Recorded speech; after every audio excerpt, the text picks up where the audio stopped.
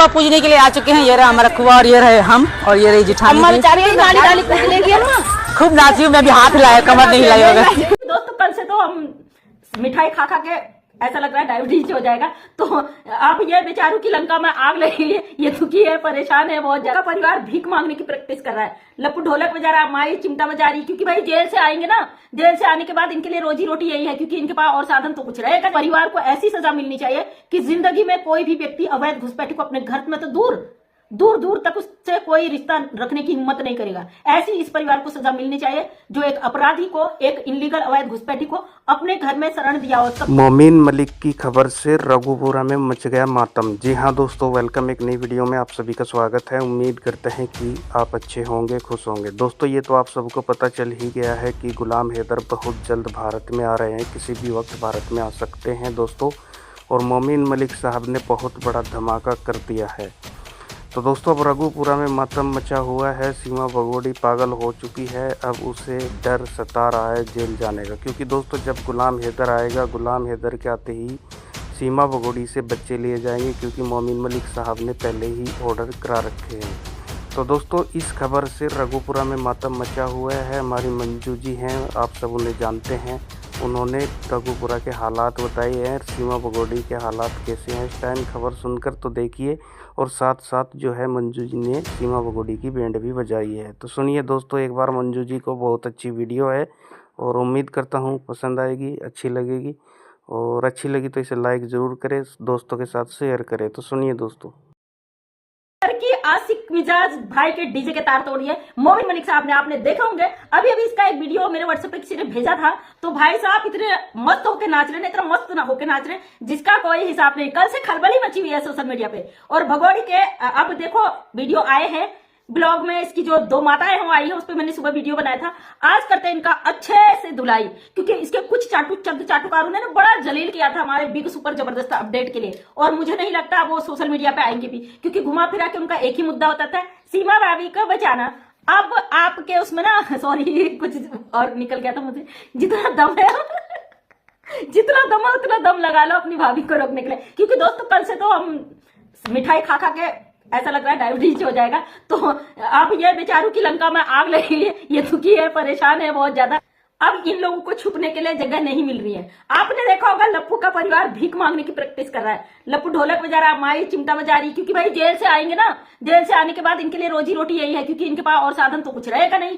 7 साल 8 साल 10 साल जितनी भी इनको अवैध घुसपैठी को शरण देने की सजा मिलेगी उतनी सजा काटेंगे। उसके बाद ये भीख मांगने का जो है अपना करेंगे जुगाड़। और इनकी शकल इतनी पॉपुलर कर दी इस अवैध घुसपैठी ने, मुझे नहीं लगता भारत की जनता इनको भीख भी देगी। इन लोगों ये तो यही सोचेंगे कि जेल में हमारी जिंदगी कट जाए। हराम का खाना बहुत लग गया ना, क्योंकि जिस तरीके से भगोड़ी के घर में नकली पेट लगा के तमाशा कर रहे थे ना, पूरी दुनिया परेशान थी। आज मुझे बहुत सारे भाई बहनों ने कांग्रेचुलेशन दिया, उसके लिए थैंक यू। और भगोड़ी के जो चाटुकारों ने हमें इतना जलील किया था ना, आज लग ही नहीं रहा हम कभी जलील हुए। अब तो भाई आप और भी जलील करोगे ना, तो मुझे लगता है उससे दुगनी तेजी से 2-3 दिन में जो और एक बड़ा वाला बॉम्ब फूटने वाला है, तो तुम्हारे सब कुछ फिस होने वाला है, चिंता ना करो। तो दोस्तों मैंने आज एक कोर्ट का वीडियो देखा, मतलब कोर्ट का जो जिला का वीडियो था, उसमें एक दामाद था, दामाद अपनी सास ससुर, दामाद ससुर को घर जमाई रख लेता है और उसके बाद उसकी बीवी मर जाती है, मतलब बेटी मर जाती है।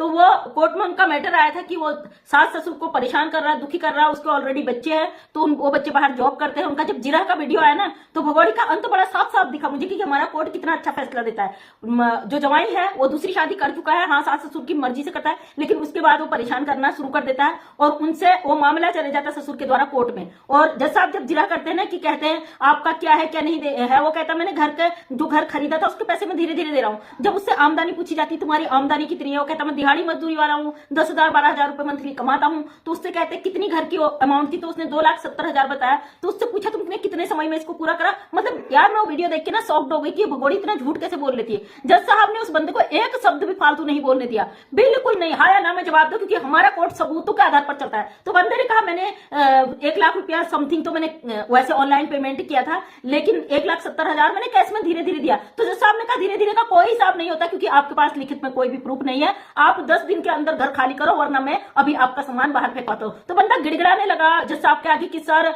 मुझे मोहल्लत दे दो, 1 साल की 1.5 साल की। जज साहब ने कहा अच्छा 1-1.5 साल की, तू क्या कोई लाट साहब है कहीं का, चल निकाल, अभी 10 दिन का टाइम है तेरे पास, और 10 दिन के अंदर अगर सास ससुर का तुझे घर नहीं छोड़ा तो तुझे हम यहाँ से ऑर्डर लेके कोर्ट के तुझे फेंक देंगे। बड़ा खुश हुआ दिल उस वीडियो को देख के, क्योंकि जब भी मैं बात करती हूँ दोस्तों यहाँ पे कानूनी पॉइंट की ही करती हूँ। हालांकि लोग कूद पड़ते हैं, जो लोग कह देते हैं भाई हमारे काम को लेकर उंगलियां उठा देते हैं, हमारी शक्ल को देख के उंगलियां उठा लेते हैं, हमें देख के उंगलियां उठा लेते हैं, लेकिन हमारा काम जो है ना हम पॉइंट के आधार पर ही काम करते हैं। आज इस पॉइंट ने काम कर दिया है, तो वहां पे फैसला लिया जाता कि 10 दिन के अंदर उसे रहना। तो फिर वो गिड़गिड़ाता मैं इसी घर में रह लूंगा, किराया दे दूंगा, वो किराए पे जज साहब का फैसला होता कि भाई किराया तुझे देना है तो बाहर दे, यहाँ पे क्यों देगा। तो ये भगौड़ी जिस तरीके से गिड़गिड़ाती यहाँ पे जय श्री राम राधे राधे, भाई साहब कहते हैं जय श्री राम राधे राधे हमारे योगी जी मोदी जी, तो सबूत चाहिए, सबूत, क्योंकि ये जो सबूत इसके खिलाफ है, ये एक अवैध घुसपैठी है और गलत तरीके से भारत में आई है, अवैध रिश्ते में रह रही है, जबकि इसका पति अपने बच्चों की मांग कर रहा है, पति बीवी की भी मांग कर रहा था। इससे पहले मैंने पत्नी और पति के झगड़े का जो कोर्ट का वीडियो था उसके बारे में बताया था कि किस तरीके से कोर्ट डिसीजन लेता है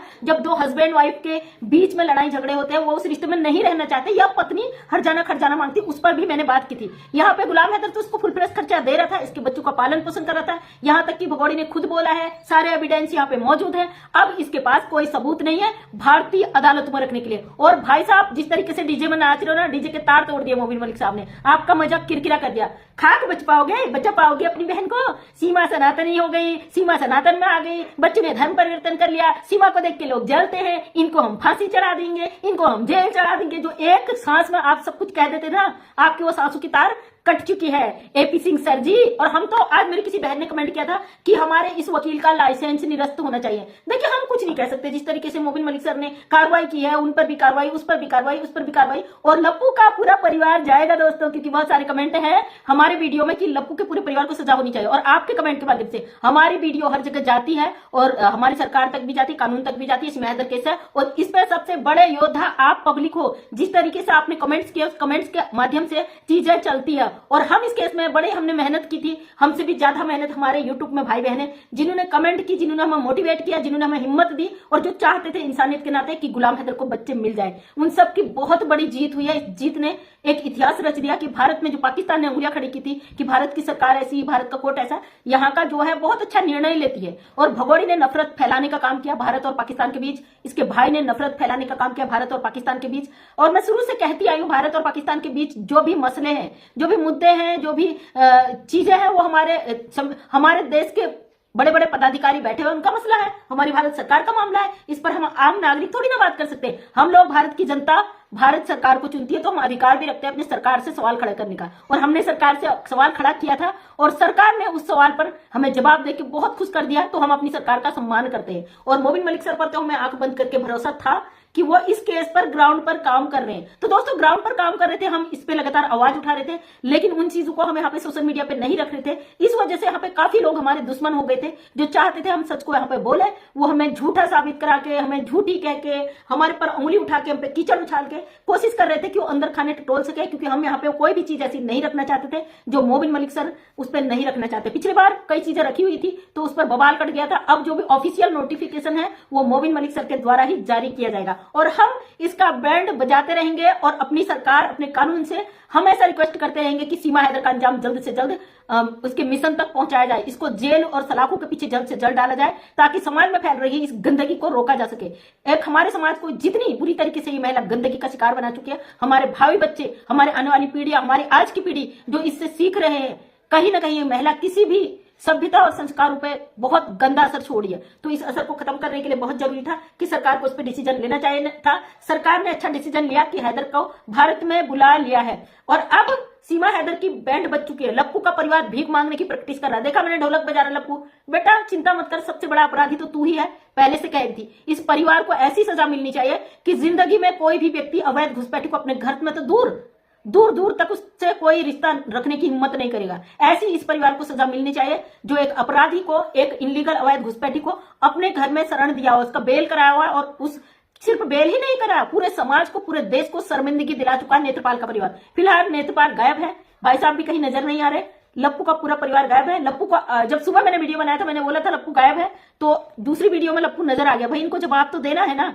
मरता क्या नहीं करता। इन्होंने अपनी नैया डुबा ली, अब इनके लिए कुछ बचा नहीं है। इनको जवाब हमारा देना ही पड़ेगा। अगर ये नहीं देंगे तो हम इनको रगड़ रगड़ के धो देंगे, क्योंकि इनको रगड़ रगड़ के धोने के लिए हम यहाँ पे बैठे। नेक्स्ट वीडियो में नेक्स्ट अपडेट फिर लेके आती हूँ आपके पास। Thank you so much. मैं मंजू विश्वकर्मा हल्द्वानी उत्तराखंड से एक समाज सेविका हूँ। अपने वीडियो के माध्यम से हमेशा सच को सामने लाने की कोशिश करती हूँ।